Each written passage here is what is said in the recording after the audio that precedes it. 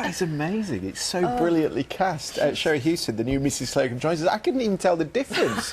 Thank you, that's brilliant. That's fantastic. Thank you. Well, it was, in all my hundreds of years in this business, that night in the studio was the most amazing night. I mean, both Jason Watkins, who's just wonderful as Mr. Humphreys, both of us said we will never forget this moment. If we never do anything ever again in our lives, we'll never forget it. Because you recorded it in front of a live audience, yeah.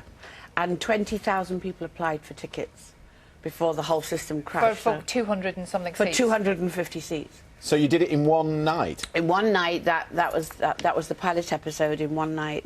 And I cannot tell you, I mean, they were all waiting for my cat line. Yes. I won't say the word on BBC Breakfast. But they were all waiting for that. And they were all waiting for I'm Free. And every time we said it, the whole audience went, oh! The love for the show is immense. I mean, I've never experienced anything like it. Did you find it very emotional? I mean, you just talked about Jason, who plays John Inman's character so well. And of course, you knew...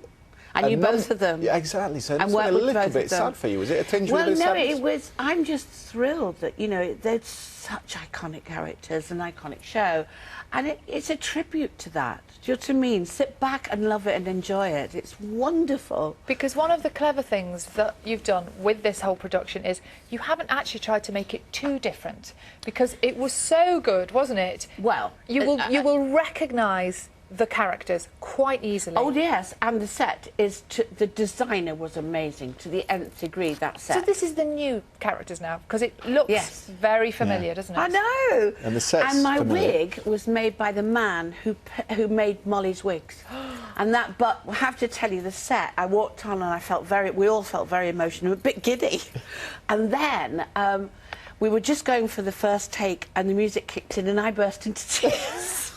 Because when you hear Ground Floor, you just go, oh, honest to God, the love for it is just... And Darren Litton, who has written it, who writes Benidorm, of course, he is amazing. This script is... It's a little bit more modern now, isn't it? Yes, slightly, yes, because Matt Horn, who plays young Mr. Grace's grandson, has come in to push us all into the 80s, because it's 1988.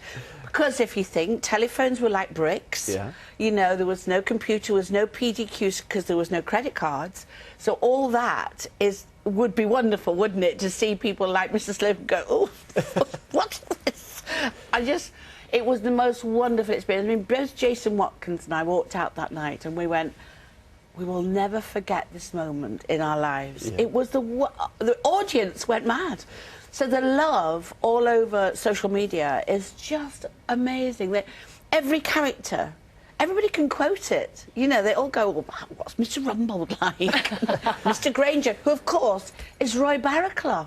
Unbelievable. We've seen sneaky peeks there. I mean, I don't think are you really going to get away with just one episode? Well, who knows? Who knows? But we would love, wouldn't you? You'd love to come back and do more of it. Oh, my God. Because when you went for the audition, you thought you'd stuffed it up, didn't you? You thought you'd made a mess of it. Well, what happened was, when I went to meet the producer and everybody, I'd lost my voice and I'd got this terrible chest infection. So it sounded like some dreadful... and they went, oh, I'm so sorry, but and I thought, oh, this is it. You know, how are you going to cast me in this now? But actually, they saw through that because they went, oh, no, you are rather Mrs. Slowcombe, aren't you? How important was it for you, for that character, to get, like, the costume right? You know, you can perform her, can't you? Well... But once you put that wig on, are you Mrs. You know Slowcombe? what? The costume, I have to say, I do have a fat suit on there to give me a bit of a shelf. Right. You know, she had a good bosom. And so it's give me the shelf and give me the body shape, you know, so, because I don't have those assets. And so that was that. Then the costume was made, which copied, you know, her costume, completely, utterly, both of us. But it's when I put the wig on. It's that curl of the top lip as well. Give us one of that. I can't even do it now because I'm so giddy with it all, actually. I'm so excited. Give us another go, because they missed that. That's it. That's the one, isn't it? Yeah. But the wig, which was, as I said, was made by the man who made Mr. Slowcombe, when I put that on, that was it.